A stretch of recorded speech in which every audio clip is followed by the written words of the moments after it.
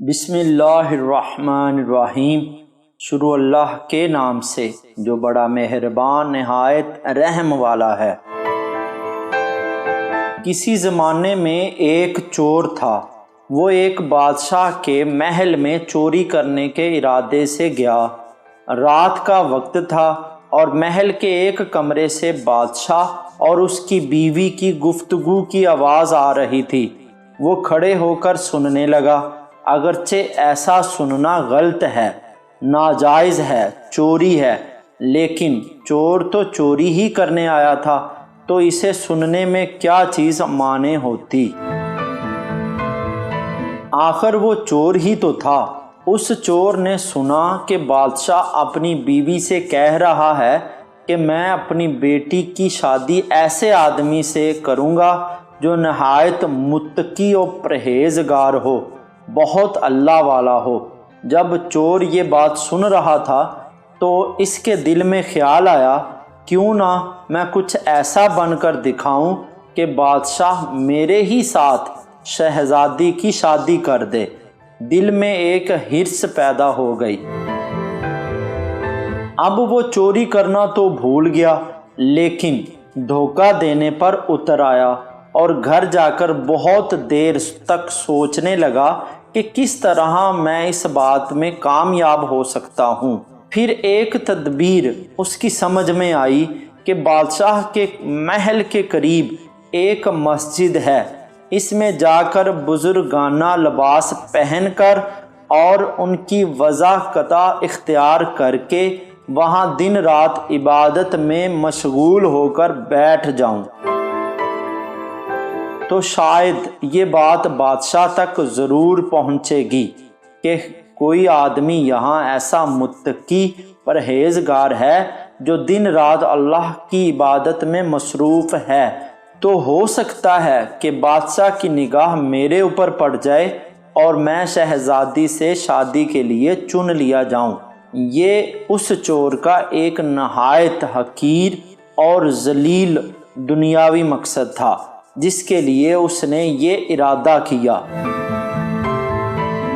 پھر اس نے اپنے پروگرام کے مطابق بزرگانہ لباس و پوشاک وضاحت اختیار کر کے اس مسجد میں جا کر نمازوں پر نمازیں، ذکر و تلاوت، مراقبہ سب شروع کر لیا۔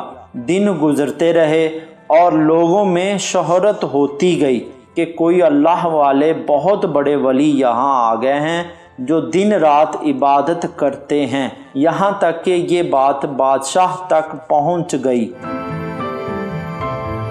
کہ یہاں کوئی اللہ والے آ کر بیٹھے ہیں، جوان، زاہد و عبادت میں لاجواب، تقویٰ طہارت میں بے نظیر۔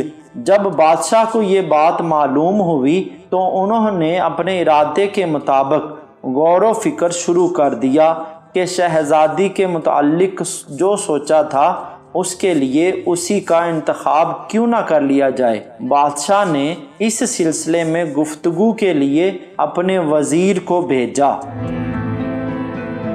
وزیر اس شخص کے پاس مسجد پہنچا اور باادب ہو کر اس سے کہا کہ میں آپ کی خدمت عالیہ میں بادشاہ کی طرف سے ایک پیغام لے کر آیا ہوں۔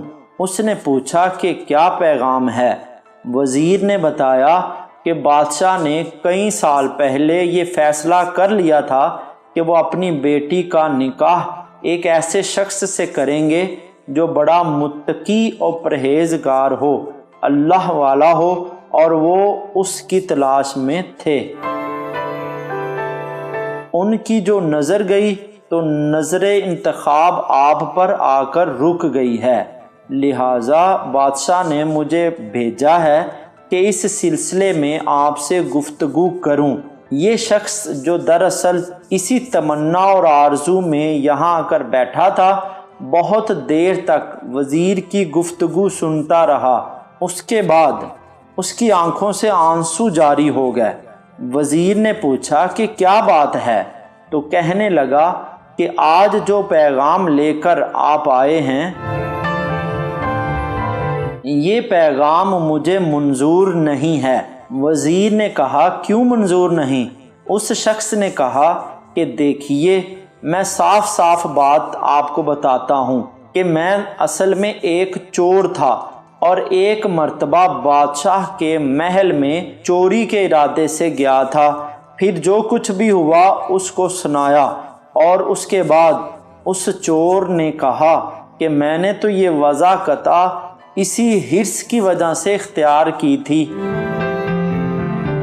لیکن میں یہاں آ کر بیٹھا تو میرے خدا نے مجھے اپنا بنا لیا۔ اب بس اس کے بعد مجھے اور کسی کی ضرورت نہیں، میرے لیے میرا خدا کافی ہے۔